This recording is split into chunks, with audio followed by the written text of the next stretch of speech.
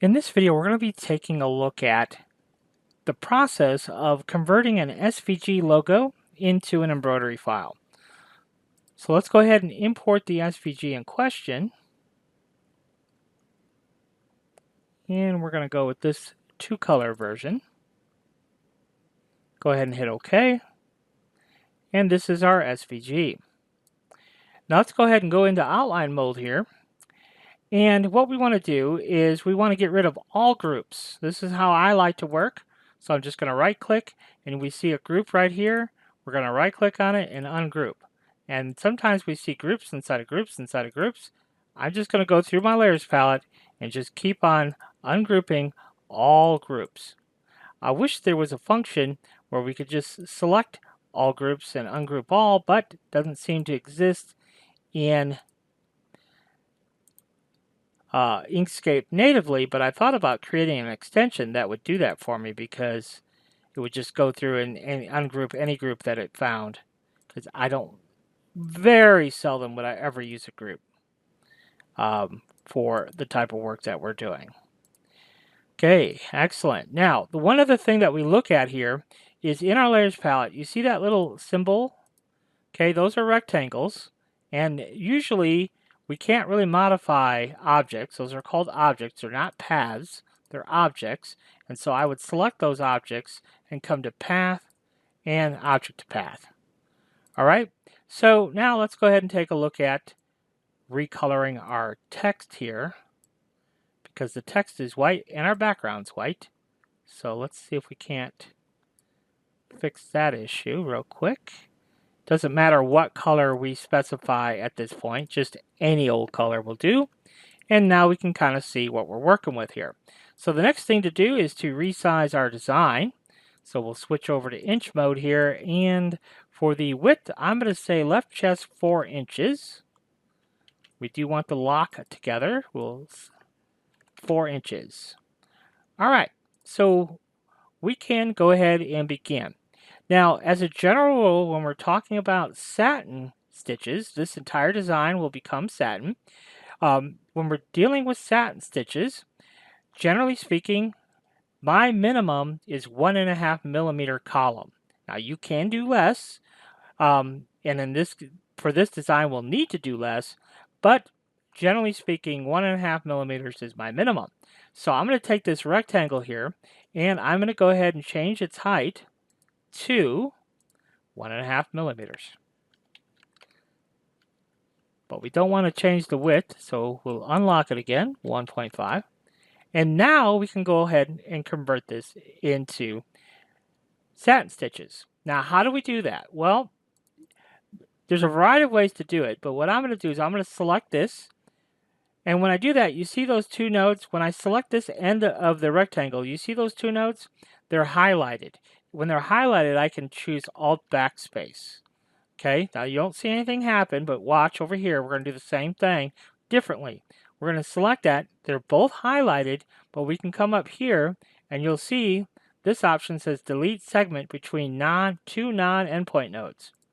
Now, when we're dealing with satin, we cannot have a fill. So if we shift click any one of these colors, now we have just a stroke color, not a fill color. So now we can go ahead and go into params and convert that to satin, and we'll have a 1.5 millimeter satin column. So there's satin column, custom satin column, and there you go. Just that easy. Apply and quit. In order to convert that to satin, we really did need to get rid of the end cap.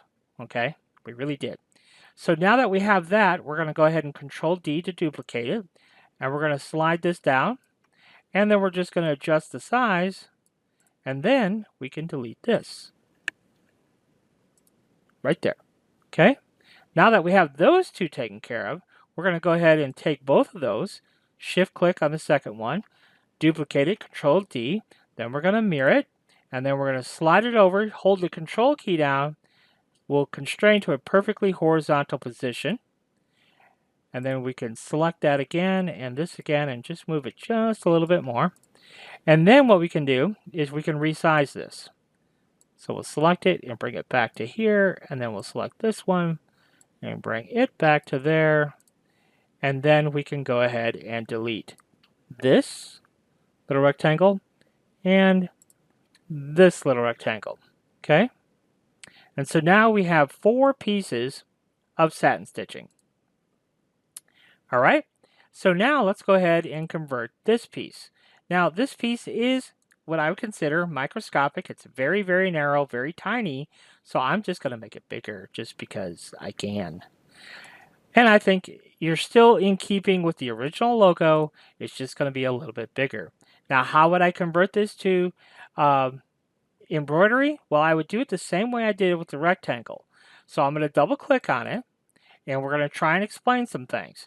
This is what I call a good shape. And what I mean by that is this shape is its shape with a minimum amount of nodes.